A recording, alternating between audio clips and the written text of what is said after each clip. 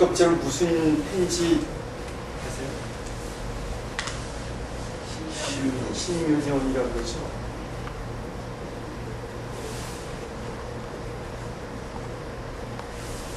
신묘년을 풀이할 때 제가 이제 이런 걸 자꾸 해보는 건 우리 불교에서도 이런 격을 찾아보자는 것 때문에 그런 거예요. 격이라고 하는 거야말로 어떤 삼매의 자리에서 파악되는 직관력 또는 묘관찰지로 체득되는, 증지되는, 증험되는 어떤 자리거든요.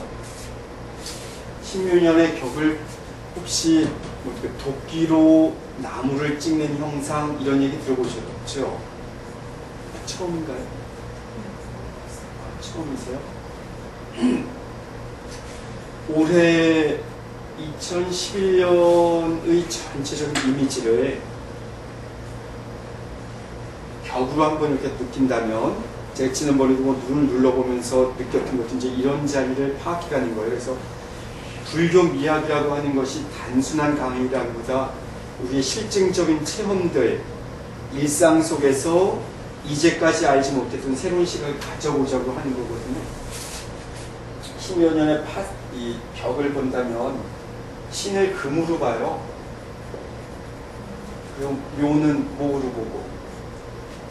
그래서 우리가 60갑자를 뭐 대해순이, 해중금이니 이래서 궁합이 맞는지 안 맞는지 보는 방법들 중에 신금, 묘, 목 이렇게 얘기를 하는데 이것은 양에 해당됩니다. 음에 해당돼요. 중국식으로 음을 이렇게 쓰죠. 다시 말해서 양은 거대한, 그러니까 양금과 양목이라면 거대한 나무고 용광로 같은 곳이고 나무 치면 아름드리 나무들이에요. 근데 신금의 경우는 음금이 되고 음양으로 볼 때, 음양오행으로 볼 때 이렇게 해서 그 아기자기한 아주 거대한 쇠 조각, 용광로 같은 쇠라기보다는 우리가 다룰 수 있는 정도의 크기의 쇠, 작죠, 그죠? 목도 우리가 이렇게 다루기 좋은 나무들. 다시 말해서 요거 이렇게 신묘년으로 이루어진 그 금과 목이라면 결국은 어떤 이미지냐면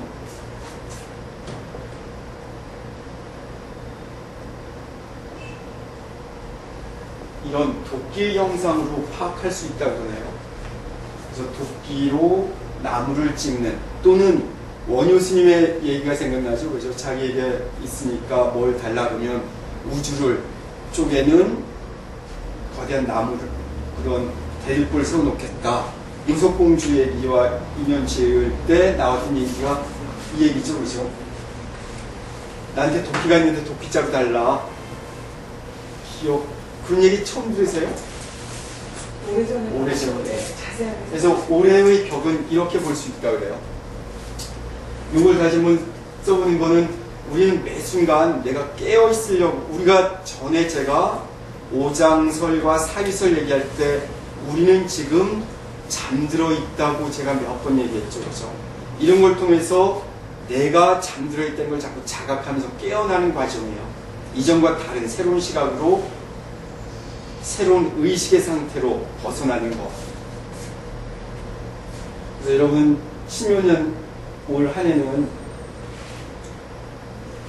어떤 도끼질을 할 것인지, 자기만의 삶의 도끼가, 어떤 도구들이 있다면 이 도끼날을 잘 세우셔서 주어진 나무들을 잘 정리하시고, 뭐 꼭 도끼가 아니라면 톱으로 비유해도 되겠죠. 그죠? 톱에 손잡이가 좋은 톱을 갖고 있다면, 그리고 그 톱날을 잘 벼려놨다면 좋은 기회 때 잘 나무를 잘라서 자기에게 필요한 어떤 집들을 지을 수 있을 거예요. 신묘년의 격은 이렇게 나와요. 이 격 얘기란 거는, 오늘 얘기하고자 하는 거는 불교 미학에 대해서 제가 계속 고민했던 것들을 여러분들에게 미리 지난 시간과 지지난 시간, 대략 한 4-5시간이 됐더라고요. 지휘응답까지. 그렇다면 이 불교 미학의 격은 도대체 무엇일까? 미학 이전에 불교의 핵심은 우리가 늘 얘기하는 것처럼 지와 관, 수행이기도 하고, 근데 이 수행은 사마타와 비파사나라고 얘기했죠. 그죠? 이러면서 저는 여기서 우리가 요 사마타와 비파사나를 결국은 지관으로 얘기할 때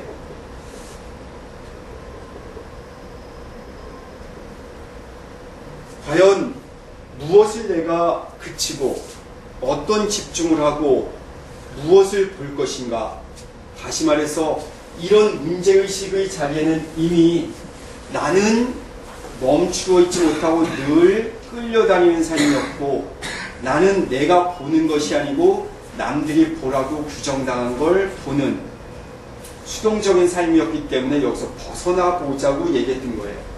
그래서 사마타나 비파사나를 얘기할 때, 지관 얘기할 때 사티를 얘기하면서 알아차림, 마음 챙김이라고 얘기했고요. 마음 챙김이나 알아차림의 자리에서 찾아지는 감각이 도대체 무엇이었길래 부처님이 또는 많은 수행자들이 자기 목숨을 걸기도 하고 자기 전생을 거쳐서 나가고자 했는가를 얘기했어요. 다시 말해서 이 자리에서는 새로운 주체가 형성될 수 있다는 거죠. 그렇죠? 그래서 이때까지도 제가 이런 여러 가지 자료들을 통해서 내부 시각, 다시 한번 이렇게 쓰면 좀 편할 거예요. 엔토피, 이 내부 시각이라고 하는 이 내부 시각의 자리에서 제가 유마경의 제작품에서 얘기할 때 유마가 문수사리보살에게 꾸짖을 때 어떤 자리였기 때문에 이것이 먹혀 들어갔는지, 그리고 우리가 자칫 잘못 수행하다 보면 여전히 보는 눈과 방향을 가지고 방향만 바꾼 눈을 가진다는 것이 아니라 정말 마음과 정신현상의 접점의 그 자리에 온전히 있을 때 비로소 세존께서 얘기하신 그 자리에 도달할 수 있다고 얘기했던 것 조금 기억이 나실 거예요. 근데 오늘은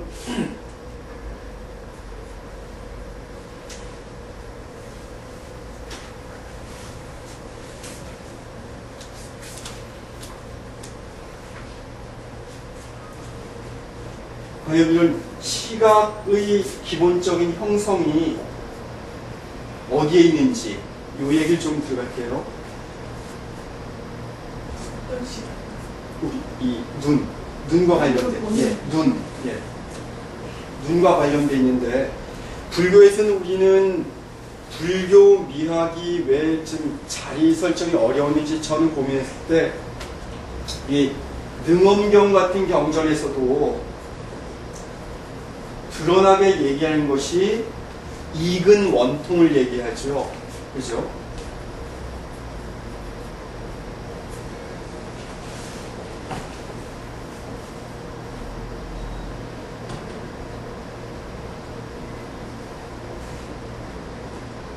익은 원통을 얘기하면서 안보다는 이의 관점을 더 많이 두었었어요.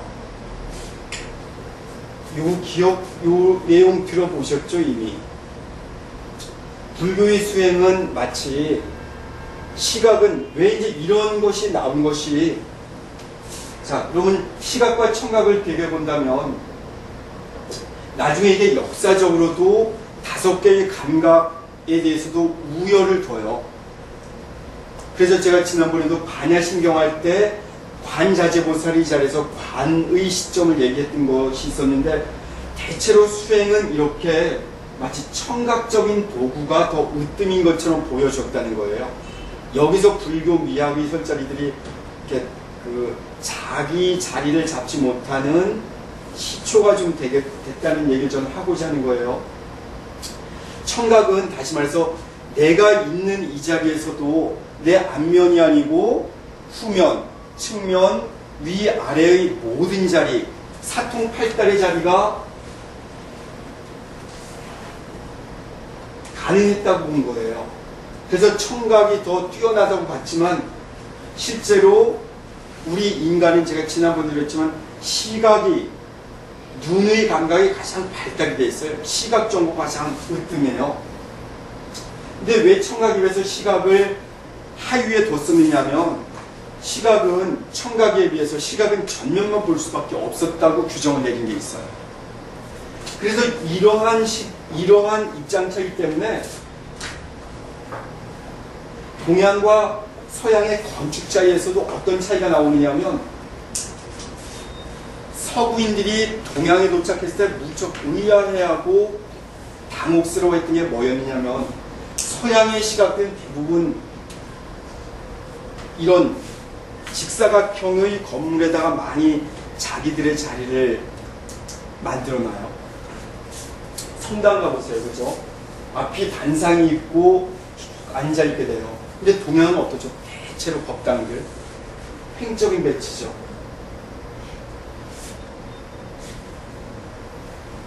바로 이러한 차이들도 시각과 청각으로 접근하는 우리의 감각적인 어떤 즐거움, 감각적인 깨어남도 이런 것 때문에 시작이 됐어요. 아직도 우리의 불교에서는 이런 청각을 더 으뜸으로 여기는 게 있죠. 그렇죠? 그래서 우리 관세음보살 할 때도 관세음보살의 자리도 사실은 시각과 청각이 묘하게 믹스가 되어 있음에도 불구하고 시각적으로 접근하기보다는 음에 더 청각에 더 의미를 두고 있어요. 근데 이미 서양에서는 시각적으로 접근했기 때문에 훨씬 과학화되어 있고 더 동양보다 조금 더 세분화가 이루어져 있다고 얘기하는 거예요. 우리가 신묘년의 격을 제가 설명할 때도 이렇게 음금과 음목이 만나서 도끼의 형상으로 얘기를 할 수 있습니다 할 때가 훨씬 우리가 더 잘 접근이 되지 어떤 신묘년 자체가 갖고 있는 어떤 청각적인 감각은 우리가 덜 왔다고 얘기를 하고자 했던 거예요. 그래서 이 건축물, 공간에 대한 문제조차도 동양과 서양은 이런 차이가 있었어요. 접근하는 게. 그래서 우리 동양적인 건 대부분 횡적이에요. 그리고 또 우리 한자들도 써내려갈 때 기본적으로 청각의 기준에서 글을 쓰기도 하고 배치가 되고 그래요. 근데 서양은 이미 시각의 중요성을 알고 출발을 했어요. 자, 이렇게 우리의 감각, 다시 말해서 미학의 중요한 매체인 또는 어떤 즐거움을 향유하는 기관인 오감 중에서도 시각과 청각을 대비해 본다면 이런 차이가 나타난다는 걸 명심해 두셔야 돼요. 그래야만 우리가 삶으로부터 깨어나는 것, 내가 잠들어 있었는지 아닌지를 아는 것, 그리고 벗어나는 것, 태엽 감긴 대로 살고 있다가 벗어나는 게 중요하다는 거죠.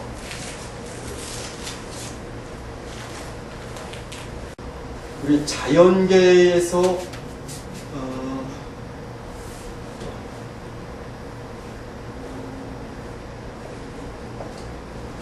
곤충의 세계에서 이 미미크리라고 하는 것, 이 모방이거든요, 모방.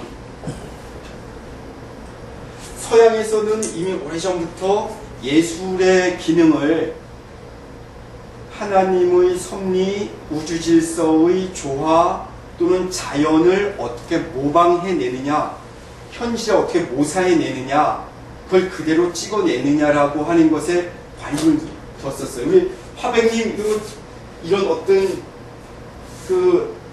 팔레트에서 이런 노력 많이 하죠, 그렇죠? 그래서 있는 그대로 모사해내려고 하는 것. 이 미미크리가 왜 중요한 개념으로 미학에서도 등장하느냐면 과연 우리 시각이 어디까지 진실과 사실을 볼 수 있느냐는 문제 때문에 미미크리가 등장해요.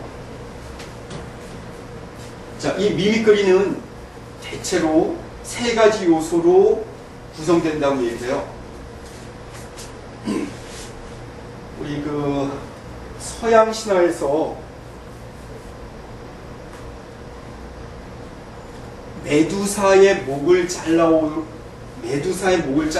요구받았던 영웅이 페세우스라는 영웅이 하나 있었는데, 메두사는 그 얼굴을 직접 보면 돌로 굽는다 그래요. 그래서 페세우스가 꾀를 쓰는 게 황금 방패, 거울처럼 되어 있는 방패 하나를 얻어가고 거울을 가져가죠. 그래서 이 메두사의 목을 자르는 순간 자기는 직접 보지 않고 거울에 메두사의 얼굴을 비춰줘요. 그래서 메두사 자신이 자기 얼굴을 보는 순간 돌로 굳어요. 그러면서 그 목을 자르죠. 메두사의 목을.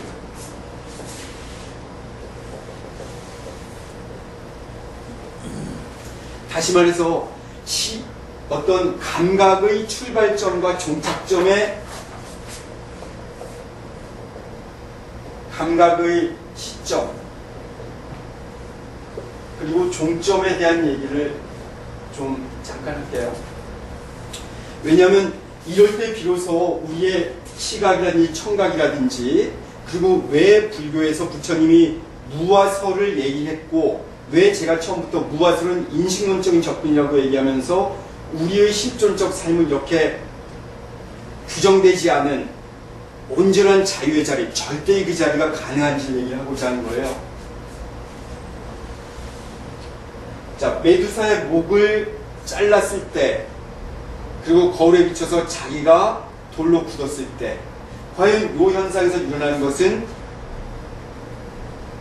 무엇이었느냐면, 이제 구조주의적인 해석을 받아들일 때 보면 감각의 시작과 마지막에 나타나는 어떤 현상의 차이를 구분하자는 거예요.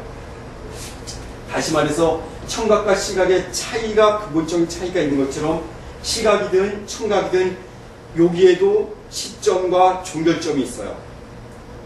시각으로 얘기한다면 우리 시각 인식 주체인 내가 보는데 보이는 대상이 내 내면에 투사돼서 들어오죠.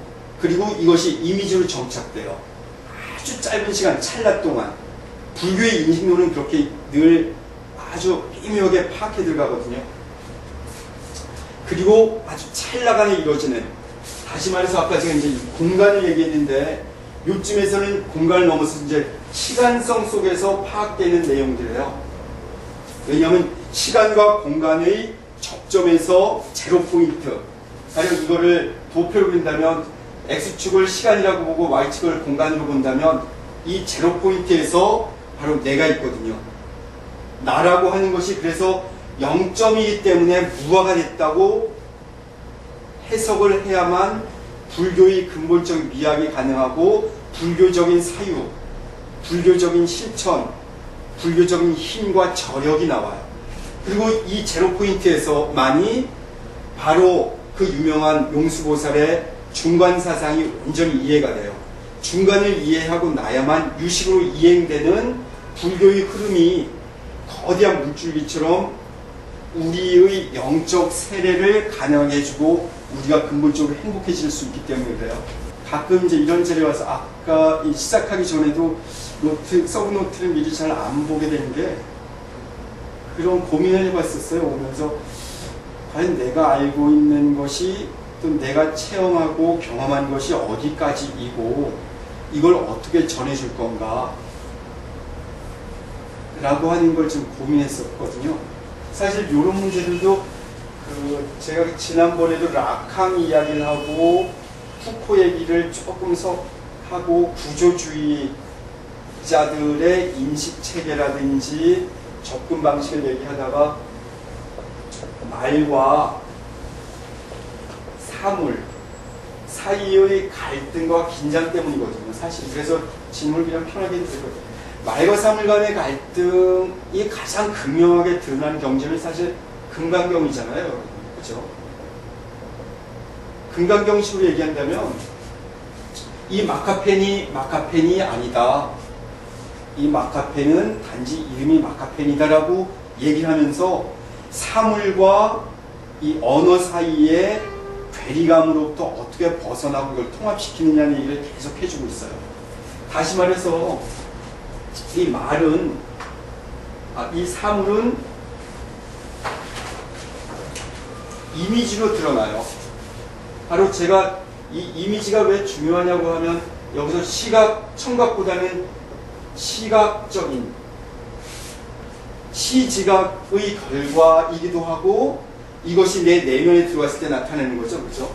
그래서 아까 제가 내부 시각할 때도 우리는 바깥에 있는 인식 대상이 내 내면에 들어오기 이전에도 이미 내부 시각의 발화 때문에 만들어지는 그 원형의 표상들, 동심원, 물결 문양, 빛의 문양 이런 게 있다고 말씀드렸잖아요. 그죠?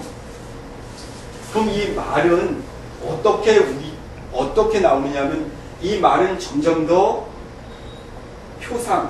표상으로 드러나고 더 나아가서는 기호나 상징으로 변형이 돼요. 그래서 상징계와 시지각계가 합치되는 자리를 찾아 들어가기 위한 설명들이거든요.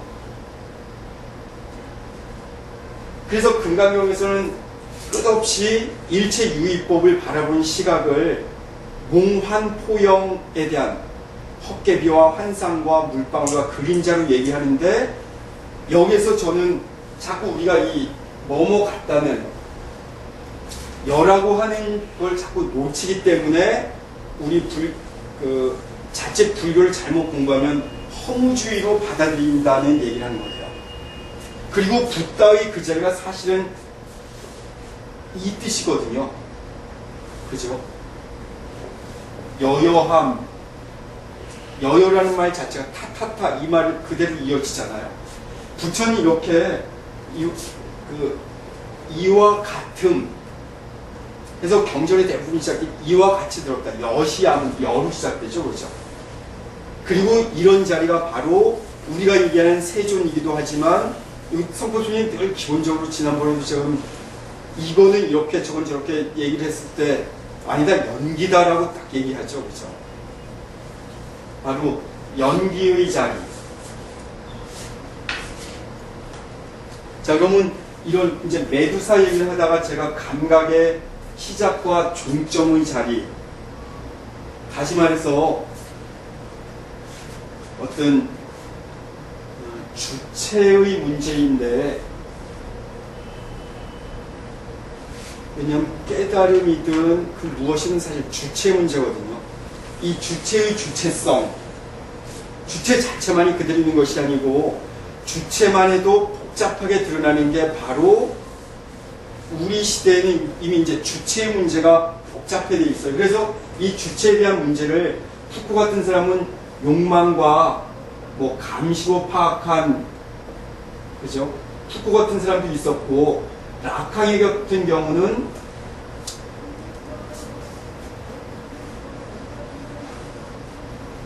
나 자신이 아니고 보여지는 나. 다시 말해서 주체의 주체가 아니고 이미 대상화되어 있는 주체로서 나는 존재한다고 규정하잖아요. 내가 보는 것이 아니고 규정되어 있는 내가 보는 걸로 파악을 해요. 그래서 여러분 라캉의 얘기에서는 이런 도형들 이미지 스크린이 있다면 여기에 오브젝트가 있고 여기에 내가 있는데 나중엔 이것이 복합적으로 드러나게 돼 있는 걸로 파악하죠. 그죠? 이 자리가 바로 나예요. 그러니까 내가 온전한 주체라지만 내가 느끼는 내가 있다지만 이미 느껴지는 그리고 파악되는 관찰되는 나를 얘기하고 있거든요. 자, 요 내용을 지난번에 얘기했던 것처럼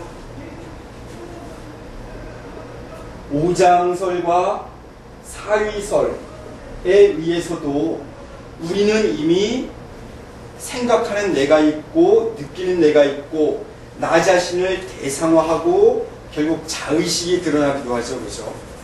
다시 말해서 이렇게 감각의 시작과 종점 요거를 그대로 따라가 본다면 시각에 대해서만 고정시켜서 본다 하더라도 자의식의 시간성이 드러나요. 거리 감각이 있죠. 그죠?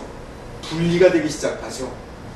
내가 나라고 느꼈던 내가 서서히 마치 비늘이 떨어져 나가듯 껍질이 벗겨지듯 분리가 되기 시작하면서 내가 과연 누구인가라고 하는 걸 묻게 돼요.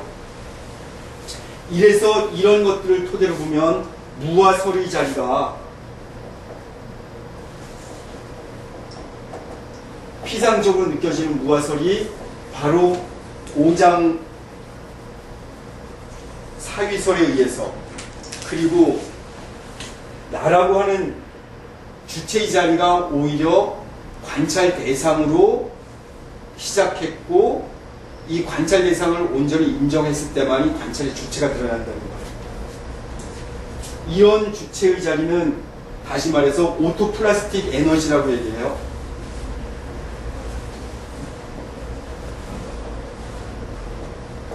자, 지난번엔 제가 엔트로피, 내부 시각을 얘기했는데, 내부 시각의 자리는 바로 오토플라스틱 에너지와 거의 비슷한 자리예요. 제가 좀 전에도 오토플라스틱 에너지, 내부 시각들이 이런 종교적 상징 도형을 통해서 드러나는 걸 얘기했는데요.